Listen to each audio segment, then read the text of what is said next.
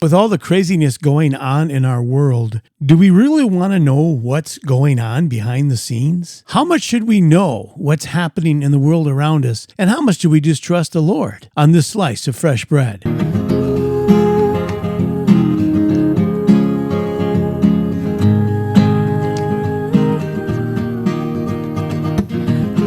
Welcome to Fresh Bread, a podcast ministry of Grace Bible Church, Gainesville, with Pastor Brandon and Pastor Keith. Thanks for clicking on Fresh Bread. Fresh Bread, we're bringing the truth of God's Word to a starving world. Fresh Bread, podcast 102. And today what we're going to do is we're going to do something a little different. We're going to throw some curveballs at Pastor Brandon. By the way, I'm Pastor Keith. He's Pastor Brandon. Today it's going to be more off the cuff, and we're just going to kind of talk about things that are happening in the world, and just kind of, it's almost like picking Pastor Brandon's brain, which is a little scary, but we can see what he's got going on in there. So I always like to say that his favorite greeting is Yahoo, and that's his favorite drink too. So here he is, Pastor Brandon. I actually, woohoo. Is it woohoo? Is it woohoo or not yoo-hoo? I think you're right. I think it's woohoo. Yeah, I don't know. The little chocolate drink, those were pretty good. Yeah, that's how he always greeted everybody in seminary. You would say woohoo, and I thought you were a little weird. But anyway, let's get into this. You're making that up. I'm making it. So hopefully you forgive me for that, but we're just trying to have a little bit of fun on Fresh Bread. But here's my thoughts today, and this is what I'm throwing at you. As we live in this world, we look at our world today, things are just like chaotic. It seems like everything's upside down. It's going weird. And I'm just going to ask you, how much do we want to know what is really going on behind our backs, behind the scenes in our world? Is it better? I guess my question is it better just to go through life trusting the Lord and not really caring about anything that's going on? Or is it better to kind of know what's going on, maybe 70% of what's going on? And we'll get into some of these reasons why I'm saying this, is that when you look at, weather seeding, all the stuff that's going on, we'll get into some conspiracy theories as well. But that's kind of my main question. I'm going to throw at you right away. And again, you hadn't really had time to prepare for this, so it is off the cuff. And so we'll see what you think. But how much do you think we should care or want to know what's really going on around us? Well, I think for me as a pastor, I feel like I'm responsible to know and try to understand what's happening in the world and be able to speak to it biblically, which is why we do this show. Why we do this podcast is because we want to address biblically what's happening in our culture around us, but also we want to apply theological, right theology to what we see going on. And so I think that's why we've, have episodes like this where we explore what's happening in the world and we address it theologically. So for a pastor, yes, I think it's important. It's critical. It's not just important, it's critical. For someone who's a lay Christian, layman in the church, I think it's still important to know what's going on and to be aware of what's going on, because I think that there are so many pitfalls out there that we can fall into that kind of come under these categories of, the stuff that things aren't as they seem. And we as Christians need to kind of get an idea and understanding of how things really are. It's kind of like knowing, as an example, that, if I'm not careful, somebody's going to try to scam me. Right. I know that, right. There's a wisdom and understanding that I could get scammed if I'm not careful. So for a Christian to not really live his life or her life in the understanding and wisdom of knowing how the world works is a dangerous thing. And I think what's happened more recently, well, for sure over the past 20 years, but I think the roots of it go back way further than that. But I think what's happening now is that the world has become so complex that what we've been led to believe about our world and the nation and the rest of the nations, what we've been led to believe is coming out to be untrue. And I think it's important for Christians to know that and to be aware of it. Is that just something that maybe older Christians can understand, because if you're under the age of 20, I don't think you have a shot of really understanding how much things have changed just in the last 20, 30 years. Yeah, I think that there are probably, I'm fairly certain that there are young Christians that listen to us and say, kind of roll their eyes and say, well, that's just Brandon and Keith. And, they're older and that's how they look at things. And we don't see it that way. This is the world that we've understood and grown up into. And so, yeah, I think that, if you're not at least 40, I think you have a less of a chance to really understand how profoundly the world has changed. I agree, because I was one of those kids when I was 20 and guys were telling me how, I remember people telling me this is what's coming, and I would say, well, I don't necessarily believe that, but I remember when we had, what were those things called when you scan things at the supermarket, the lines on a bag of barcode. They kept saying that's the mark of the beast. That's going to usher everything. And I'm like, and that was 1970. I don't know, 1974. I think it was the first barcode that came on. But then in the 80s, they really ramped up and everyone started using them. But you can see where those things are leading to that, and all these things that we see with technology. And we've talked about this with AI coming on, just all the things that are coming, things are moving very quickly. I think we talked about it maybe in a couple of podcasts ago, where I think you said something about how the knowledge of technology is moving at record pace. I don't want to say it's every 12 months or every. Yeah, I can't remember but information is doubling, and I think it's maybe 12 months, but it's exponential. Like it's becoming greater and greater in terms of the speed of how things are changing. And with AI, I don't think we've actually scratched the surface of what's going to happen. It's interesting, just on a side note with AI, I learned this week how to write a app for your phone using AI. Huh. And you just describe what you want the app to do, and it'll actually write the code and do the app for you. Wow. Yeah. Wow. It's crazy. It's just nuts. And that stuff we couldn't do 5 years ago. Well, that's stuff that I didn't realize you could. I don't think we could do it a year ago, right? People were writing apps, obviously, but they were doing them manually. They were programming them manually. Yeah. And so now you can use automation to program an app. Like that's just crazy stuff. And you can, I did a little bit of work. I'm just kind of experimenting on it, but you can talk to it and tell it, oh, I want it to change to do this. And it'll write on the fly. It'll make the changes and it uploads, and you can see the actual app on your computer screen. Yeah. we were watching a show with, taking place in 1861. And I looked over at my wife and I said, man, that's 100 years before I was born.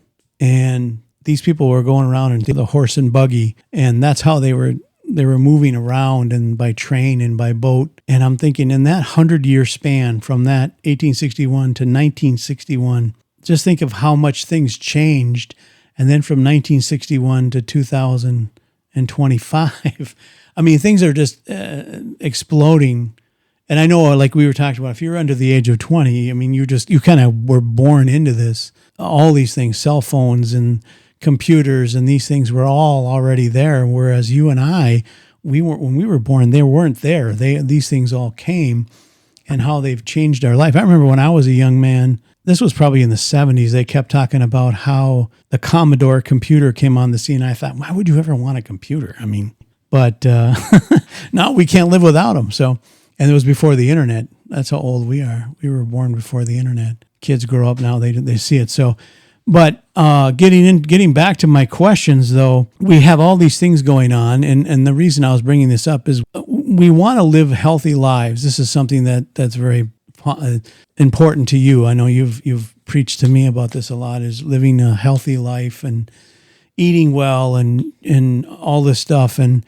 But as we look at our world, we see and these were all conspiracy theories I don't know, 20 years ago, but they have been proven to be true. The weather modification, they are spraying stuff in the air. They're spraying aluminum, some bacteria, something. They're trying to block out the sun to keep the earth from heating, which to me just doesn't sound like a good idea. And all that stuff comes down in rain, and we end up eating it and drinking it. And then there's also just the test that they have done. I mean, that's all coming out.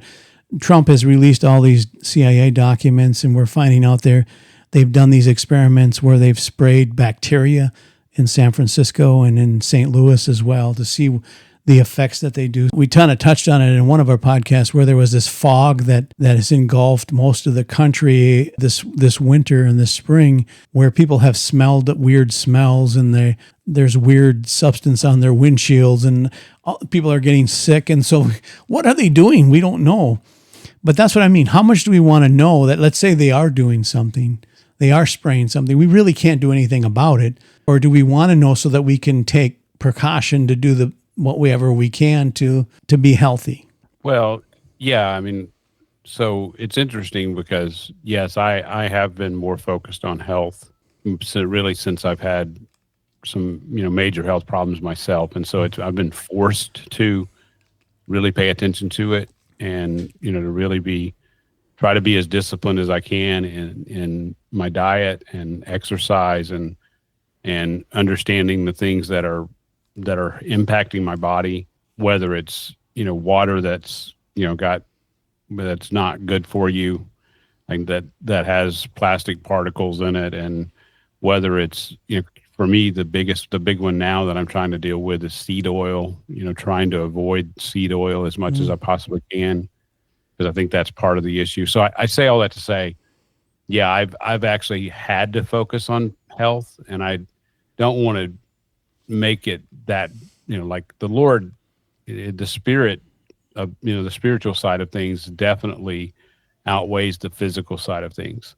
But I think as Christians, we do need to be aware of what's going on in the world to the best of our ability. I don't think that we can live with our head in the sand on things that are going on. As an example, like vaccinations. I know that is a controversial topic, but I think as Christians, we need to have an understanding of what's happening and why it's such a big deal.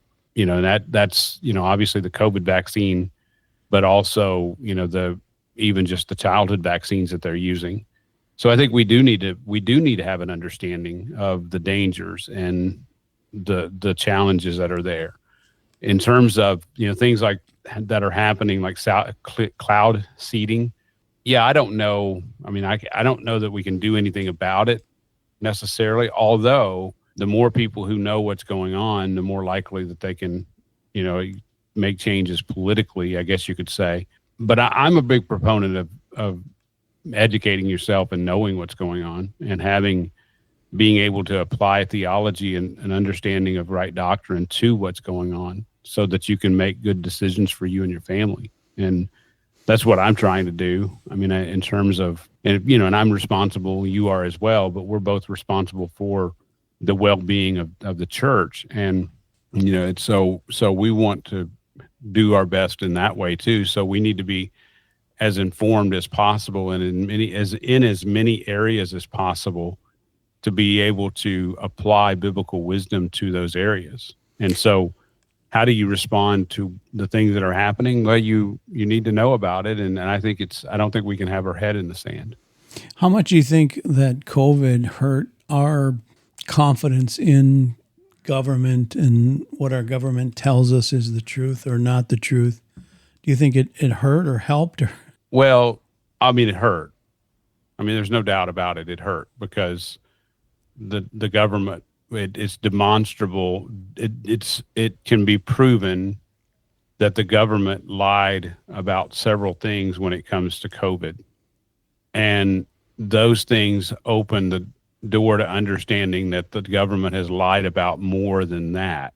That's just that COVID was just basically the pattern is already there. And, there's a willingness to lie about things. And I don't know that it's the visible government necessarily. Like I don't know that, like, if if your representative that lives down the road who goes to Washington, is he in on it? I don't think so for the most part. I think there may be some that are, but I think it's the shadow government that's the issue. That we're finding out, like the CIA and some of the activities that they have been involved in that were nefarious activities. And, we're talking about, the 60s and the 70s and 80s, that they were involved in incredibly nefarious activities that you and I wouldn't have believed necessarily to the level that we're seeing today. Like, I think we all kind of wondered, like,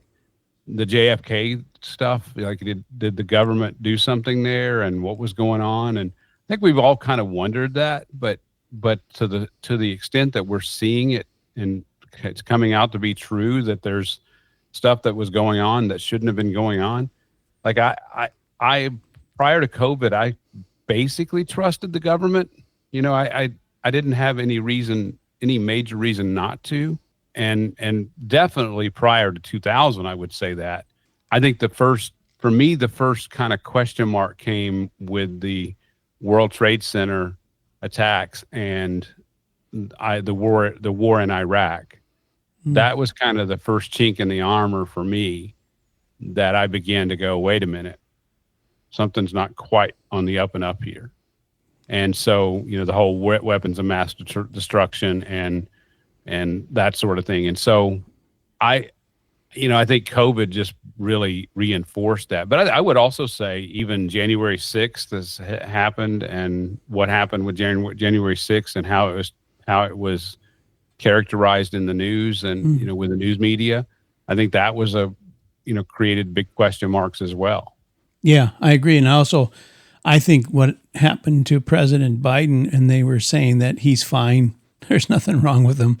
And then we had the debate with Donald Trump, and I think everybody realized that this guy. Well, that's a big. I mean, if you look at even his entire presidency, like, did he really even know what he was doing? Yeah.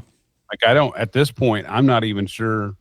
Seriously, not even sure that he had real understanding of what's going on around him for almost the entire presidency, if not the whole presidency. And, maybe he had good days and bad days, but he was obviously incapacitated, and they were covering it up. Yeah. And I mean, that's clear. Yeah, we were, and it took me a long time to get to the point where I distrusted the government, because I wanted to really trust them. But now, as I look back with, like you talked about, 9/11 and COVID, and with Biden and with January 6th, and even going back farther, you go back to the Vietnam War, you can go back to President Johnson, and then even to the Kennedy assassination. There's just a lot of weird things that have been going on in our country that we don't have the full story about. But you did mention Oswald and the Kennedy, and you mentioned CIA and things that were going on during that time. And Trump just released all those documents. So I just thought we would touch on that really quickly, because I've always been, then Oswald was the lone shooter guy, and you weren't sure. And so since these documents have come out, and there's a lot of them, and people have fed them to AI, and they'd say, AI, can you read these and summarize for me? And then what's happened is AI has spit out and said, yeah, the likely shooter, maybe it was 80%, would be Oswald. And then CIA was second on that list with suspicious stuff. And then I think maybe President Johnson was on there, and then some other things Cuba was on there, and Cuban nationals. Russia, I think, was at the bottom. But it's just interesting how these things have come out, and it's kind of the truth of what the Warren Commission came up with, but I don't know if they were as thorough as they could have been, because I think the CIA, it looks like what happens, the CIA was aware Oswald was where he was, and they didn't really do anything to kind of stop him from doing what he was doing. Because it is true that when you read these documents, the CIA and Kennedy did not like each other. Kennedy was trying to actually disband the CIA because of all the things going on. Anyway, this is just sort of our conspiracy theory talk. If you want to throw something in there. Well, I still am not convinced that Oswald acted alone. I don't have a problem that he pulled the trigger and he shot JFK, that he didn't, he was a lone gunman. I don't have a problem with that necessarily, but I still would say that he didn't act alone, that he couldn't have accomplished what he accomplished. There's just too many things like they changed the route, to that specific place at that specific time, and he happened to be there, and like how would he know that? Like how would he know to be in that spot?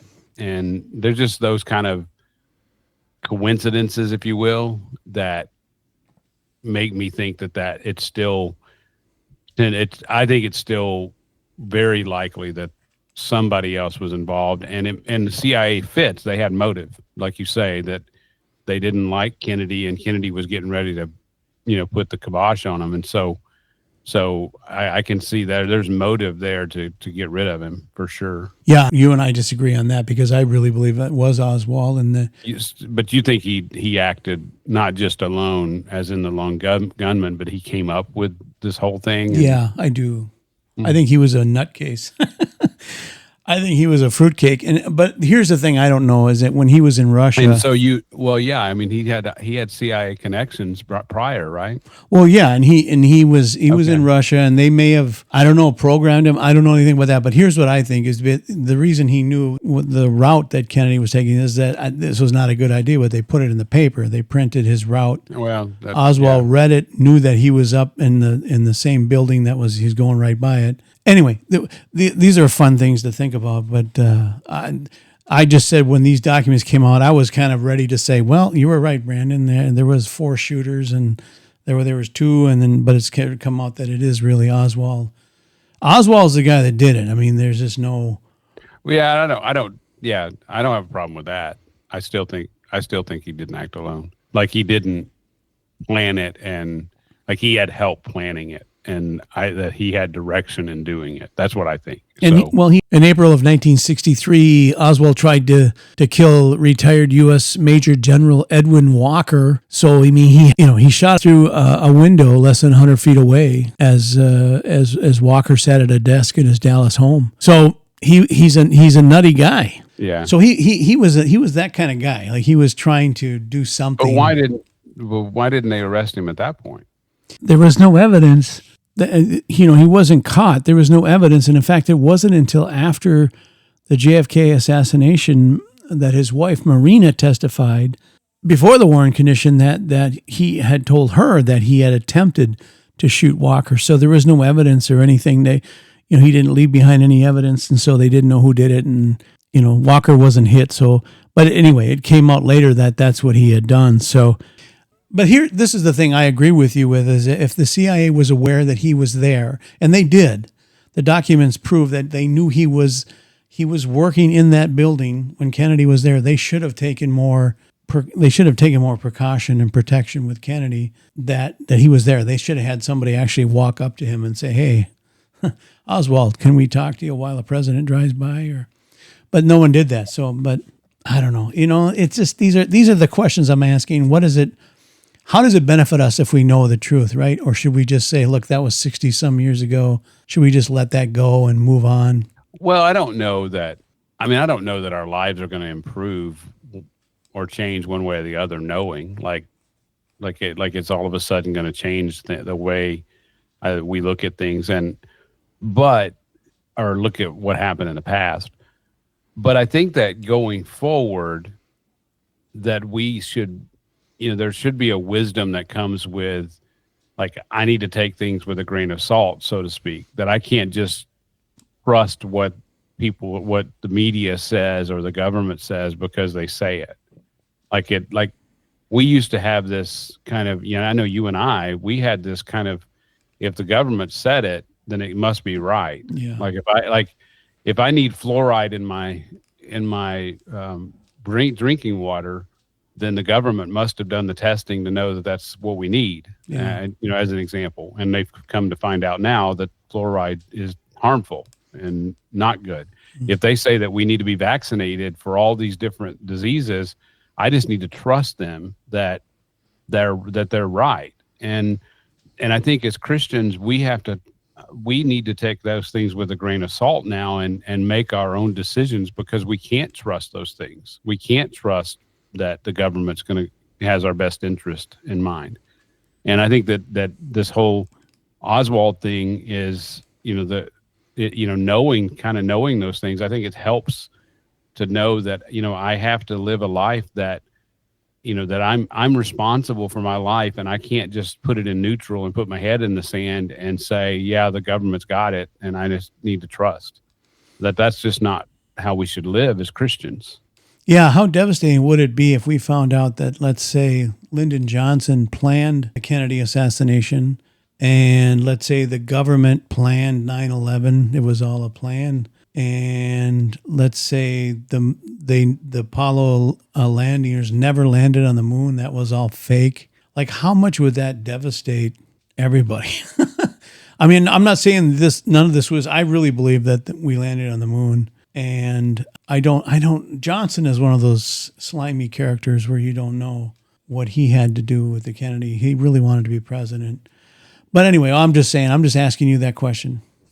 Well, I think Elon Musk is going to tell us, going to prove one way or the other whether we can actually land on the moon, because I think he's going to do it again. And if we did it the first time, he'll be able to recreate it, because the technology is much greater today in terms of computers and the things that we have, AI even, that's going to allow us to make that. So I think he's going to prove one way or the other whether we actually did or not. For me, it wouldn't be that it wouldn't be devastating to me, because, I mean, as a Christian, I trust that the Lord God is in heaven. Yeah. And he sits on his throne, and that hasn't changed. That doesn't change if I find out that, Oswald was helped. That doesn't change if I find out that we didn't actually land on the moon. That doesn't change if really anything happens. God is still on his throne. I mean, there's things that people try to say every day that would throw you for a loop if you didn't have that anchor of knowing who the Lord is and having trust in him and faith in him, that no matter what happens, no matter what is revealed, we know that he's still on his throne. Yeah, absolutely. So I don't worry about it. Like, I'm open to, in the sense of if I find out that, some conspiracy theory is actually true, it's not gonna shake me. Like, it's not gonna change how I look at the world. Yeah. In terms of overall, like, who God is, it may change how I view, the government, or how I view the medical profession, or how I view, depending on what's going on, how I view scientists, if I find out something that, like that. But it's not going to change my view of who God is. Yeah, absolutely. And we do live in a fallen world where it does talk about Satan is the ruler of this world. He's the one kind of moving and shaking things with God's approval. It's a derived rule. I mean, God is the one who is still sovereign, but for his purposes, he's given Satan that power over the world that we live in. Yeah, and so it makes sense that there would be lies in as far as governments are not going to be perfect until Christ comes and sets up his kingdom. And which brings us into eschatology a little bit. And I was going to ask you, as Christians, kind of the same question. How much do we want to know about eschatology? Should we even care? I know what the answer is for that, because I know what I would answer, but are we focused sometimes too much on eschatology? Should we just focus on the here and now? Well, I think we can be focused too much on it. I mean, I do think that there can be an inordinate focus on it, where people who think that they're Christians are, all they want to do is study eschatology, and I think that's wrong. I don't think that's right. But I think your eschatology is so important and critical to how you live that I think it's good to try to have an understanding of what the Bible actually says about these things. So I would definitely say there's a importance. As a matter of fact, Revelation 1, there's a promise that a blessing if we dig into what Revelation says, like that, and understand the prophecy. So he wouldn't have said that. Christ wouldn't have said that if it weren't true. And so, yes, we ought to really try to understand it. Yeah. And yet it can't be the only thing. You can't just study the end. You really need to study and understand the whole and understand how it all fits together. Is the reason that we have so much eschatology, future events, in the Bible is that to give us hope that we can trust what things are happening aren't just willy-nilly happening? Yeah, I think God has given, I think that it's interesting because I think part of it is that he's proving his power by being able to declare what's going to happen. Like he's perfectly declared what's going to happen. And it doesn't matter what your eschatological view is, what's going to happen is going to happen. Yeah. He has stated, this is the way it's going to be. And so whatever that is, I mean, you and I would take a more of a dispensational view, but whatever it ultimately is, he's in charge. And so yeah, I mean, I think that gives me great hope that I can look to the future and know that God wins. Like he is not only sitting on his throne, but he wins. I mean, there's no doubt about that. And so no matter how he does it, whether you believe, have post-mill theology or amill or pre-mill, it doesn't matter which one you have. I mean, it does matter, but it doesn't matter in the sense that ultimately we all agree that God wins in the end, and that's what gives us great hope. And I think that as we go through it, for those of us who have what I would consider to be the right viewpoint. I mean, I know that's arguable with some people, but what I would consider to be a right viewpoint, I think it's going to give us confidence as we see these things unfold, as we see these things happen. So talking about eschatology and future events, the CIA, a document just came out that they believe they know where the Ark of the Covenant is, and they believe it's under the Dome of the Rock. So I was going to ask you, what significance, if any, does that have for, let's say, future the eschatology, or is that something that's interesting or not interesting? To me, it's interesting, but I want to hear your side. Well, I'm not sure if it's true or not. Do we believe it? Yeah. Would it surprise me? No. Would it surprise me either way? No. I'm sort of agnostic when it comes to something like that. I know, that you could file it under the whole Shroud of Turin, that they think that they have the Shroud of Turin, and I think that's a hoax. I think a lot of facts are hoaxes. That is such a weird thing though, isn't it? What's that? The Shroud of Turin. It's just such a weird, I don't know. It's just weird. Yeah. Yeah. I don't think it's actually the burial shroud, but that's, I don't either, me. But I think, they have like the finger of John the Baptist or John, Apostle John. I don't know what they have, but they have, body parts that they say came from some of the apostles. And I just don't think that stuff is, I just don't pay attention to that stuff. Now, like I said, if it actually exists and under the Dome of the Rock, I mean, it would make sense in one sense. It would make sense because, that's where the temple was. I mean, the Dome of the Rock is sitting very close to the temple. And so it would make sense that that's where it's at. But is it really? And I can tell you they're protective of that place, because when I was there in Israel, I was on the Temple Mount and I kind of walked up to the door at the Dome of the Rock and looked in.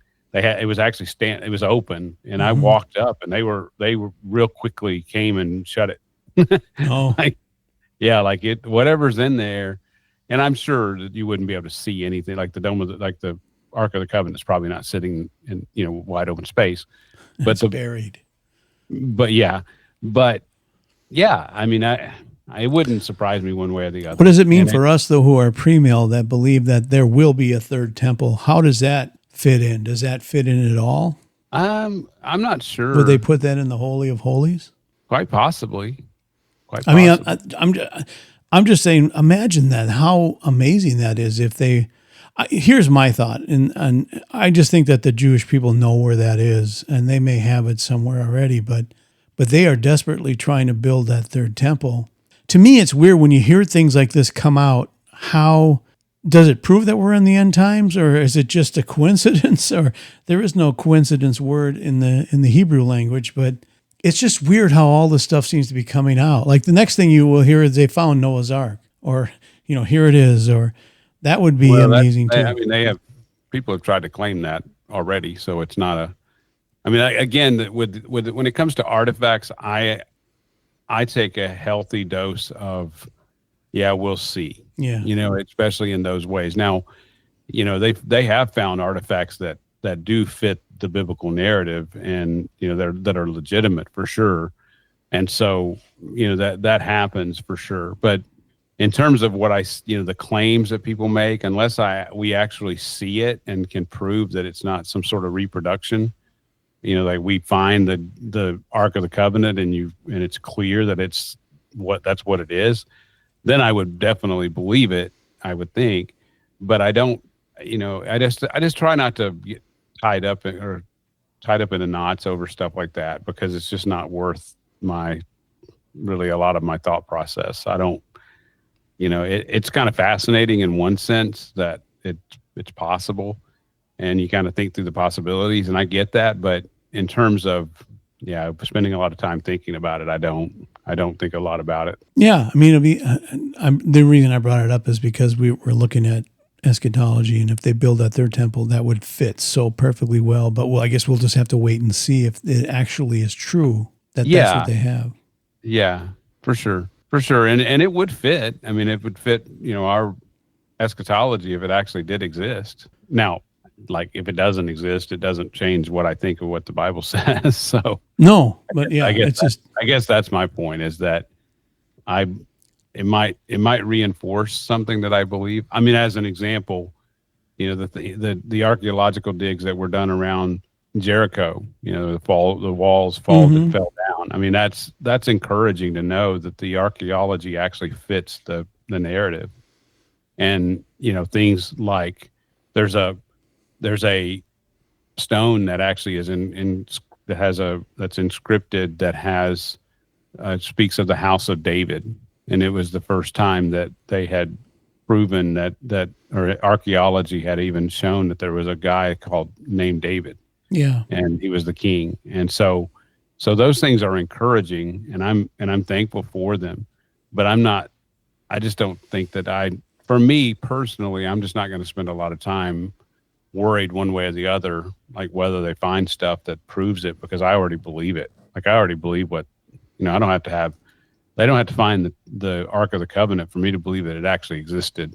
Yeah, it's interesting that it does help me kind of say, okay, then we know that what the Bible says is true, because when we look at archaeology, it almost 100% of the time it verifies what the Bible says, even though people absolutely, and that is encouraging. Yeah. Absolutely encouraging. I mean, it's if people ever have the opportunity to go to Israel and actually see it opens up so much understanding of the biblical narrative, that you see it and you understand it better. And yes, part of that is, like finding archaeological finds, or, that actually prove that the scripture is true. Those things are encouraging, and that's good. Yeah. But to me, there's a couple of different categories here, and that's what I'm trying to get across, is that there are legitimate finds, that they find things and they can legitimately prove that it's, the time period and what it is. But then there are other things like the Shroud of Turin, or now the Ark of the Covenant, or Noah's Ark. Those things are, I'll believe it when I see it, is where I'm at. I'm taking those things with a grain of salt. Okay. Not saying they're not true, but I'm taking them with a grain of salt in terms of, and it certainly doesn't change what I believe about the Bible and what I believe about the truth. Yeah, I agree with you. I mean, if they hadn't found any of these things, I would still believe it was true. But here, okay, we've looked at the future. How about we go back in the past? You and I believe, and we're not alone in this, there are many theologians and people who think that before the flood, mankind was actually technologically advanced. It wasn't just a bunch of cavemen walking around with clubs, knocking each other on the head. And I wanted to ask you this, this week, it has come out that they found these, whatever this stuff is, under the pyramids, which is very exciting because it looks like the pyramids were not tombs for the kings, but actually some kind of electromagnetic field where maybe they had electricity back then. I mean, that's just amazing to think about that. But what do you think about? Have you heard about what they found under the pyramids, and what does that do? Well, yeah, that one's more fascinating to me for sure. That's something that, if they, I mean, I don't know, like I know the technology that there's technology that allows you to see under, or allows them to see under the pyramids, but yeah, I don't know, I'm assuming what they're saying is correct, is what I'm trying to say, that they've actually shown improving it. So if it's true, it's absolutely fascinating that they would find something like that. It actually fits the biblical narrative, because I've always thought of the pyramids as being post flood, so something that was built by the Egyptians post flood. But if this is true, then it brings in the realm of possibility that, and even probability, that the pyramids were built pre-flood. And it's interesting because if you look at a satellite view of where the pyramids are, there's this big, like it's all sandy, and you can see where the water has laid down sediment. And I would argue it's the water of the flood laid down sediment. So whatever's underneath, it seems like probably got covered up in the flood. So Yeah. So there's definitely more to it.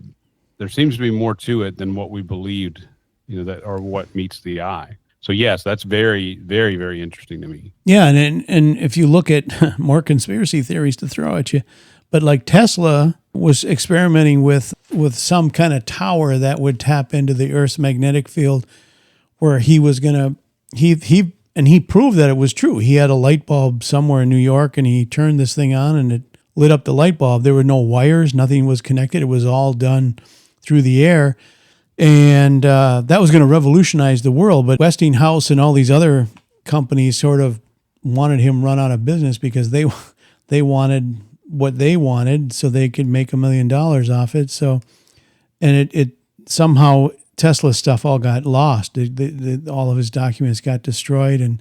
But if you look at what he was doing, what I'm trying to say is what he was doing, it kind of looks like what the pyramid was doing. The same kind of thing. And we see pyramids really all over the world. We see them in Russia. We see them in all over. Almost every country has some kind of pyramid formation. Under the water, you see pyramids. So it's an interesting hypothesis theory that, boy, the more you start digging into this, and no pun intended because it got buried, but there's a lot of truth. Things are starting to come out that, boy, there's more than meets the eye than what was going on back before the flood. Well, for sure. I mean, I think that's what they're trying to keep us from knowing. I do think that there is a conspiracy cover up and trying to hide and to try to basically influence us into thinking that we have evolved. And because if they were as advanced as what I think they were, then that would completely disprove. Like if you find the kind of technology we're talking about, it would completely disprove evolutionary theory in my mind. Yeah. So, and it would prove the biblical narrative because of who God, what God did in creating Adam and the longer lifespans and that, we've talked about in the past. I also believe that it actually verifies the fallen angel theory as well, that they were the ones that were sort of helping mankind. And it fits your theory that the fallen angels came and then their offspring were helping mankind with technology. And you're seeing the same thing happening today with UFOs and all these. Yeah, I think that I do think that the demonic realm is helping. I think this technology explosion that we've seen over the past 40 to 50 years, I think you can attribute it to.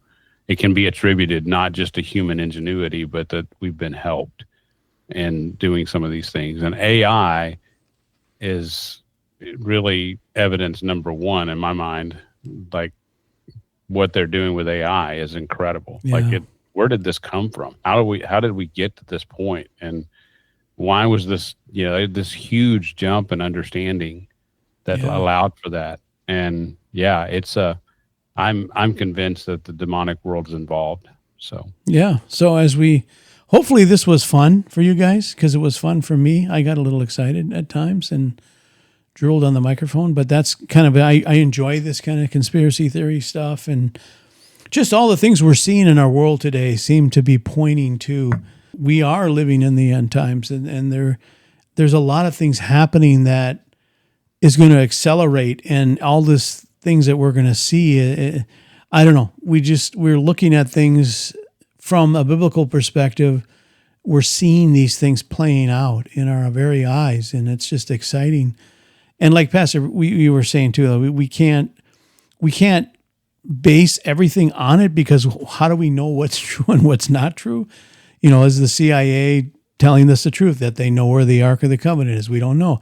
It doesn't matter, really. We know that God knows, and everything's going to go the way it's supposed to. But so as we move forward, what do you see? What do you foresee? What should we be doing? Should we buckle our seatbelts? Should we be ready for things to move faster? We have Donald Trump's got these tariffs coming.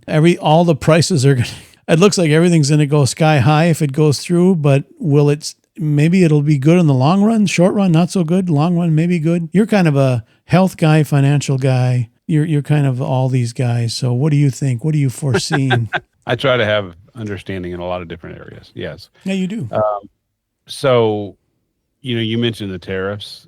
I think that, there could be some pain over the next year for sure, maybe a couple of years until production ramps up in the United States. If they continue down the road they're going down, we have to bring production back to the United States. There has to be investment in the United States. And I think that that's going to help.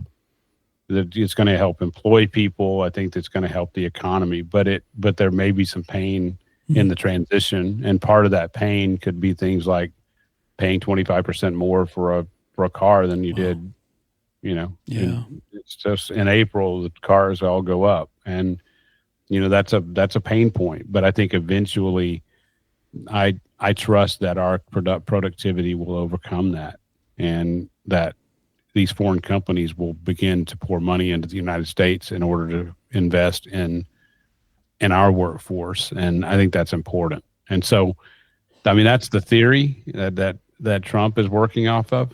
That's his kind of working theory. A lot of people think it's going to be the opposite, that the pain is never going to end. And, not having free trade is going to be the end of our economy. I don't think it's that. I think that's where it's at. I think that knowing what I've seen in life, in the economy, I think that there will be an increased productivity. I think that there very well could be, efficiencies that we gain that we didn't have before. The only question mark that I have that is a big question mark for me is we have a drug epidemic, the fentanyl and other drugs that have been pouring into our country. And, it's one of the things he's trying to stop is the flow of that with immigration, which I'm glad he's doing that. But, I hope most Americans are. But what worries me is that our workforce has not been utilized for at least 2 to 3 decades at this point. So it's crazy how 2025, it's crazy to see how fast things are going and how old I'm getting. But why am I laughing? I'm old too. Yeah, 2000 was 25 years ago. I know. Doesn't that go fast? It's so crazy, man. But I do think that the government I do think that what I was going to say is I do worry on one side. I do worry that it's going to be very difficult to get to a point where we can produce the things that we need to produce on our own, like ramping up car production or ramping up, being able to pick our crops and things like that. There is a concern in my mind as we go through this process. There is a concern that's there. But on the other hand, I don't think that we can continue down the road we've been on. I think that the road that we've been on has been so destructive to our people, especially young people.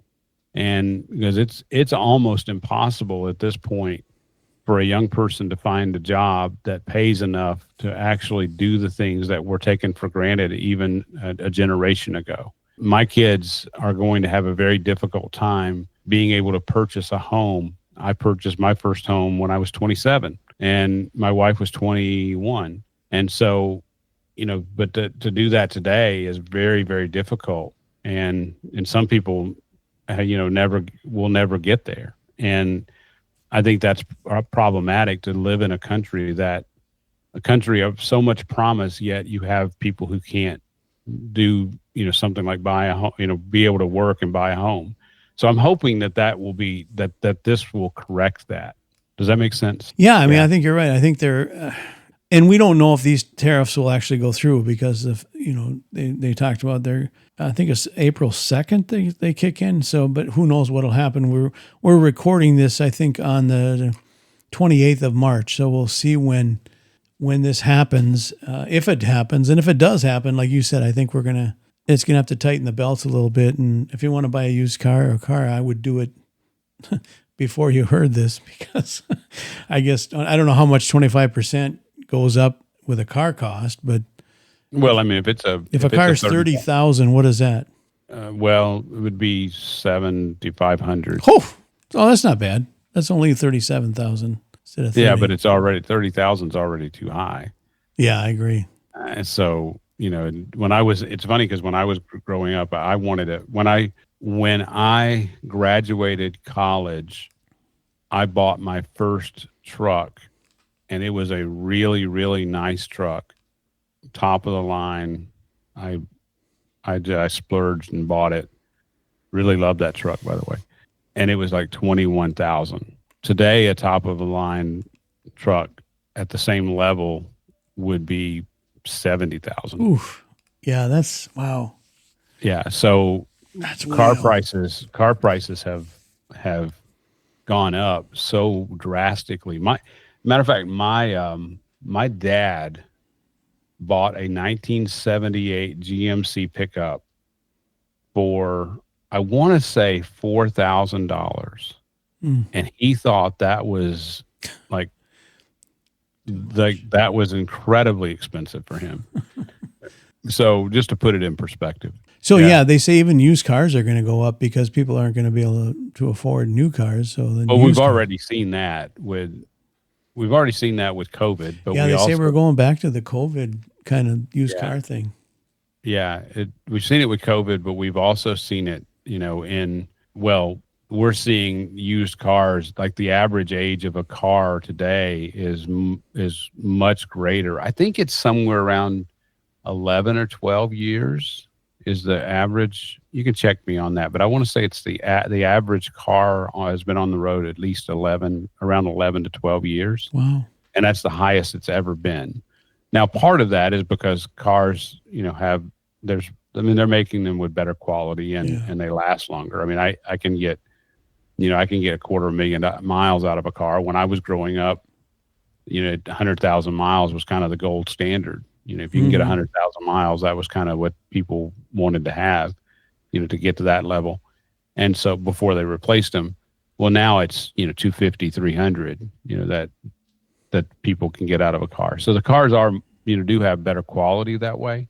So they last longer, but I think a part of it is because people can't afford the new cars. Like you can't afford, like if I had to replace the two cars that I drive with new vehicles, actually we have three.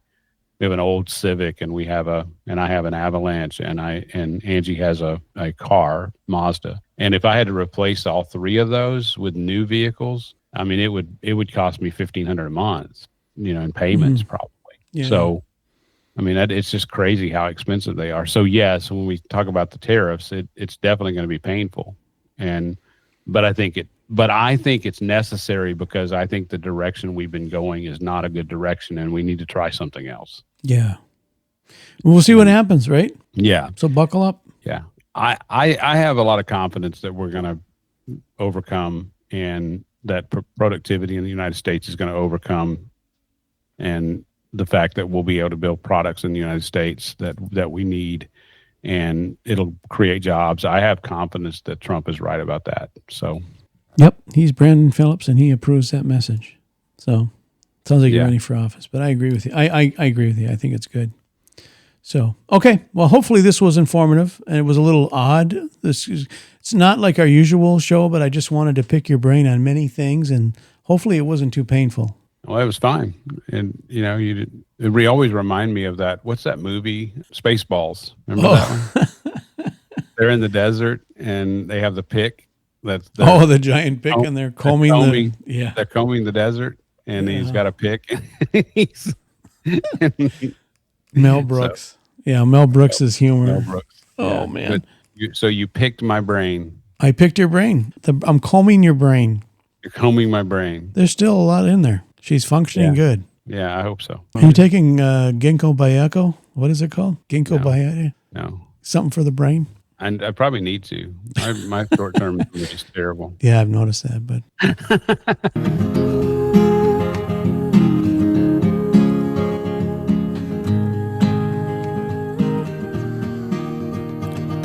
You've been listening to Fresh Bread, a podcast ministry of Grace Bible Church Gainesville.